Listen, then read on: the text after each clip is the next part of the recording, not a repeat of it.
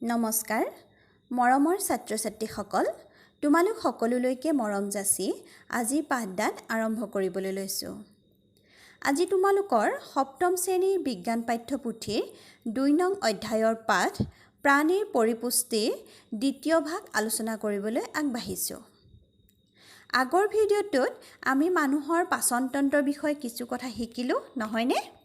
আহাচোন আজি আমি তৃণভোজী প্ৰাণীৰ পাচন আৰু এককোষীয় অণুজীৱ এমিবাৰ খাদ্য খোৱাৰ ধৰণ আৰু পাচনৰ বিষয়ে আলোচনা কৰো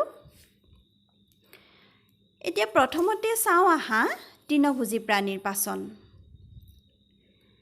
তোমালোকে বাৰু কেতিয়াবা মন কৰিছানে যে গৰু মহ আদি ঘাঁহ খোৱা জন্তুবোৰে ঘাঁহ নোখোৱাকৈ থকা অৱস্থাটো মুখত কিবা এটা চুবাই থাকে আসলতে কি জানানে এই তৃণভোজী প্ৰাণীবোৰে প্ৰথমতে বৰ লৰালৰিকৈ খাদ্যবস্তুবোৰ গিলি পাকস্থলীৰ এটা পৃথক অংশত জমা কৰি থয় আৰু এই অংশটোকে কোৱা হয় ৰুমন্থ ইয়াতে খাদ্যবস্তুবোৰ আংশিকভাৱে পাচন হয় আৰু এই খাদ্যখিনি কোৱা হয় পাগুলা খাদ্য ইয়াৰ পাছত এই খাদ্যখিনি সৰু সৰু লডা হৈ মুখলৈ ঘূৰি আহে আৰু প্ৰাণীবোৰে পুনৰ সেইবোৰ চুবাই খায় এই প্ৰক্ৰিয়াটো পাগুলা বুলি কোৱা হয়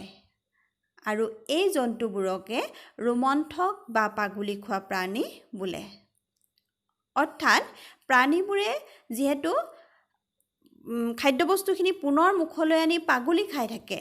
সেইকাৰণে ইহঁতক পাগুলি খোৱা প্ৰাণী বা ৰুমন্থক বুলি কোৱা হয় প্ৰাণীসমূহে পাগুলা খাদ্য পুনৰ ভালকৈ চুবাই খায় আৰু গিলে ইয়াৰ পিছত কিন্তু এই চুবোৱা খাদ্যবস্তুবোৰ পুনৰ মুখলৈ নাহে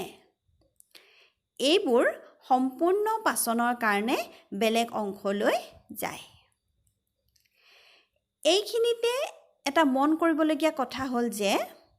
ৰুমন্থক প্ৰাণীবোৰৰ ক্ষুদ্ৰান্ত আৰু বৃহদান্তৰ মাজত চিকাম নামৰ এটা ডাঙৰ মোনাৰ নিচিনা অংগ থাকে এই অংগটোৰ কাম কি জানানে এই প্ৰাণীবোৰে তৃণভোজী প্ৰাণীবোৰে ঘাঁহ খায় এই ঘাঁহত বহুত পৰিমাণে চেলুলোজ থাকে এই চেলুলোজ হ'ল আকৌ এক ধৰণৰ কাৰ্বহাইড্ৰেট এই চিকামত থকা কিছুমান নিৰ্দিষ্ট বেক্টেৰিয়াৰ ক্ৰিয়াৰ দ্বাৰা খাদ্যত থকা এই চেলুলোজবোৰ হজম হয় এই বেক্টেৰিয়াবোৰ কিন্তু আমাৰ মানুহৰ দেহত নাথাকে সেয়েহে মানুহকে ধৰি বহুত প্ৰাণীয়ে চেলুলোজবোৰ হজম কৰিব নোৱাৰে এতিয়া তোমালোকে গম পালা যে তৃণভোজী প্ৰাণীৰ পাচন কেনেকৈ সংঘটিত হয় এতিয়া আমি আলোচনা কৰোঁ আহা এককোষীয় অণুজীৱ এমিবাৰ খাদ্য খোৱাৰ ধৰণ আৰু পাচন ক্ৰিয়া সম্পৰ্কে এমিবা হ'ল অণুবীক্ষণ যন্ত্ৰেৰে দেখা পোৱা এবিধ এককোষীয় অণুজীৱ এইবোৰ পুখুৰীৰ পানীত পোৱা যায় এমিবাৰ দেহত এখন কোষাবৰণ আৰু কোষ পৰশত এটা কোষ কেন্দ্ৰ আৰু সৰু বুৰবুৰণিৰ নিচিনা ঋত্তিকা থাকে এমিবাৰ সঘনে ইয়াৰ আকাৰ আৰু স্থান সলনি কৰি থাকে মানে এইবোৰে এটা নিৰ্দিষ্ট আকাৰত নাথাকে এমিবাৰ দেহত আঙুলিৰ নিচিনা কিছুমান প্ৰবৰ্ধ থাকে যাক কোৱা হয় কুটপদ আৰু এই কুটপদবোৰৰ সহায়তে এমিবাই খাদ্য গ্ৰহণ আৰু চলন কাৰ্য সমাপন কৰে খাদ্য গ্ৰহণ কৰিবলৈ বা চলন কৰিবলৈ মানে চলাচল কৰিবলৈ এই কুটপদবোৰ এমিবাই ব্যৱহাৰ কৰে এমিবাই কিছুমান অণুজীৱ খাই জীয়াই থাকে যেতিয়াই এমিবাই কোনো খাদ্যবস্তুৰ সংস্পৰ্শত আহে তেতিয়াই ই খাদ্য কণিকাৰ চাৰিওফালে তাৰ কুটপদবোৰ উলিয়াই আগুৰি ধৰে আৰু গিলি পেলায় লগে লগে খাদ্যবস্তুখিনি খাদ্য ঋত্তিকাত সোমাই যায় এই খাদ্য ঋত্তিকাৰ পৰা নিঃসৰিত হোৱা পাচক ৰসে এই খাদ্যবোৰৰ ওপৰত ক্ৰিয়া কৰি খাদ্যখিনিক সৰল উপাদানলৈ ভাঙি দিয়ে। এতিয়া যিখিনি খাদ্যবস্তু পাচন হ'ল সেইবোৰ লাহে লাহে ইয়াৰ চাৰিওফালে থকা কোষ পৰশৰ দ্বাৰা শোষিত হয়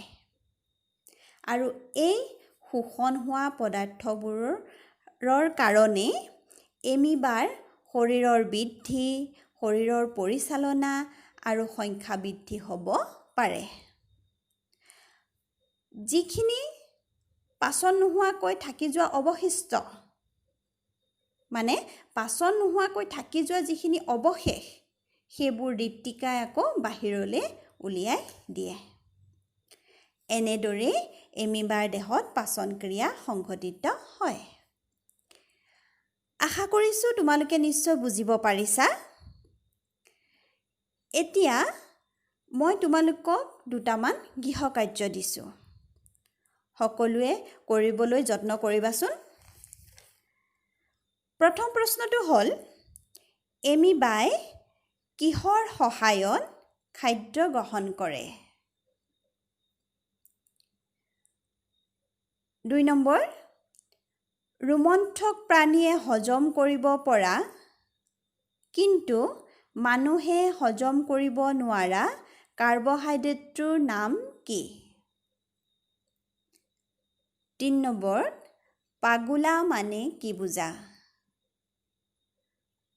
4 নম্বৰ, এমিবাৰ দেহত খাদ্যবস্তুবোৰ ক'ত হজম হয়? আশা কৰিছোঁ সকলোৱে